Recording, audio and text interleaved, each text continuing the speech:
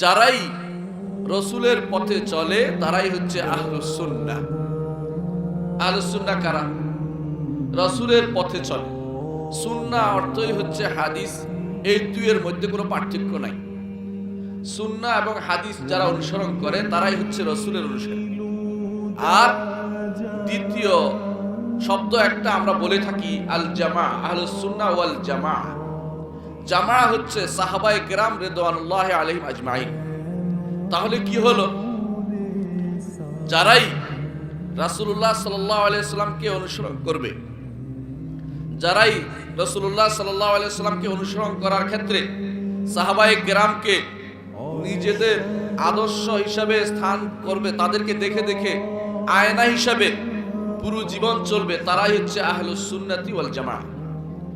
আহলুস সুন্নাতি ওয়াল জামাআহ এদের আরেক নাম হচ্ছে আসহাবুল হাদিস অথবা আহলুল হাদিস। এদের আরেক নাম হচ্ছে আস-সালাফ অথবা সালাফি। এদের আরেক নাম হচ্ছে আল ফিরকাতুর নাজিয়া বা নাজাত প্রাপ্ত দল। এদের আরেক নাম হচ্ছে আত-তায়েফাতুল মানসুরা, সাহায্যকৃত দল। আল্লাহ তাআলা এই উম্মতকে কিয়ামত পর্যন্ত, কিয়ামতের কিছুদিন আগ পর্যন্ত রাখবেন।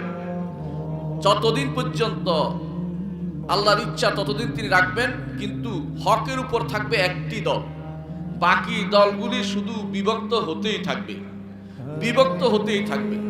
বিভক্তির সীমা রেখা কি? মুহাম্মদুর রাসূলুল্লাহ সাল্লাল্লাহু আলাইহি ওয়াসাল্লাম বলে দিয়েছেন।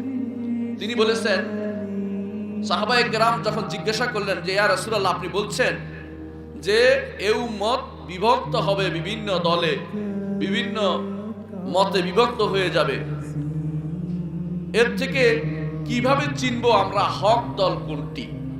রাসূলুল্লাহ সাল্লাল্লাহু আলাইহি ওয়াসাল্লাম তখন বলেছিলেন, মা আনা আলাইহি ওয়া আসহাবি, যার উপর আমি আছি এবং আমার সাহাবীরা আছে, তারাই হচ্ছে হক পথের পথিক। কিয়ামত পর্যন্ত যখনই আপনি কাউকে দেখবেন পথভ্রষ্ট হইছে, তখনই দেখবেন যে তারা রসুলের সুন্নাতকে অস্বীকার করেছে। তারা দেখবেন যে সাহাবায়ে কেরামের নীতিকে অস্বীকার করেছে, সাহাবায়ে কেরাম সম্পর্কে তাদের খারাপ ধারণা এসে গেছে। এইটা যাদেরকে দেখবেন মনে রাখবেন তারাই পথভ্রষ্ট। যখনই দেখবেন রাসূলুল্লাহ সাল্লাল্লাহু আলাইহি ওয়াসাল্লাম হাদিস থেকে তারা মুখ ফিরিয়ে থাকে, হাদিসের কোনো ইবারত দিলে তারা সেটার উপর আমল করতে চায় না, যখনই দেখবেন সাহাবায়ে কেরামের নীতি থেকে তারা বিমুখ হয়ে আছে, তখনই বিশ্বাস করুন যে তারা পথভ্রষ্টতা রচনা করতে যাচ্ছে।